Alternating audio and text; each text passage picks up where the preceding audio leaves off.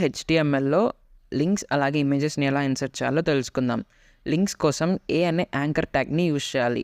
అందులో హెచ్‌రెఫ్ అలాగే టార్గెట్ అనే 2 ఇంపార్టెంట్ అట్రిబ్యూట్స్‌ని అయితే స్పెసిఫై చేయాలి. హెచ్‌రెఫ్ అట్రిబ్యూట్‌లో మనం నావిగేట్ చేయాలనుకున్న వెబ్‌సైట్ యూఆర్ఎల్‌ని అయితే పాస్ చేయాలి. టార్గెట్‌లో బ్లాంక్ అని ఇచ్చాము. దాని మీనింగ్ వచ్చేసి మన అవుట్‌పుట్ స్క్రీన్‌లో కాకుండా నెక్స్ట్ స్క్రీన్‌లో మనకి నావిగేటింగ్ వెబ్సైట్ అయితే ఓపెన్ చేయడం కోసం. హే గూగుల్ అనే టెక్స్ట్‌ని క్లిక్ చేస్తే google.com అనే వెబ్సైట్ అయితే మనకి ఓపెన్ అవుతుంది.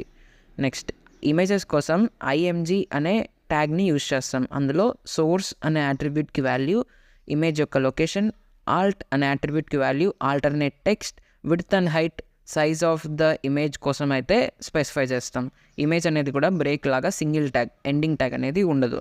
ఇప్పుడు అవుట్పుట్ చూసామంటే హే గూగుల్ని క్లిక్ చేస్తే ఇంకొక స్క్రీన్లో మనకి గూగుల్ అనేది అయితే ఓపెన్ అయింది. అలాగే ఇమేజ్ విడ్త్ అండ్ హైట్‌తో డిస్ప్లే అయింది.